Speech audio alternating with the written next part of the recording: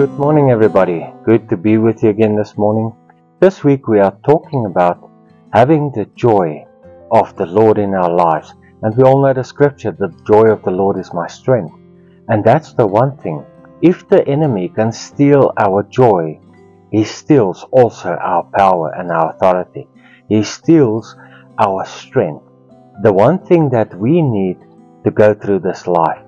Philippians 2 verse 2 says the following: Make my joy complete by being of the same mind, maintaining the same love, united in spirit, intended on one purpose. And when we hear this, God had a purpose, and He sent His Son to die for us on the cross. And He went through it almost with joy, knowing that all the power, all the authority would be given unto us. But so easily we give it up. So easily we lose our joy in the process, and we become powerless Christians. Let's not be powerless Christians. Let's not be the ones that waste what Jesus has done on the cross for us. But let's grab hold of this joy of the Lord and make it our strength and make it our authority.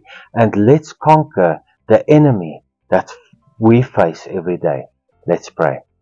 Father, we come to you this morning, and Lord, help us to remain in joy. Lord, that is where our strength lies. And Lord, we will conquer the enemies in our lives by having the joy of the Lord in our lives. I pray that everybody watching will just live fully in this joy in the mighty name of Jesus Christ. Amen.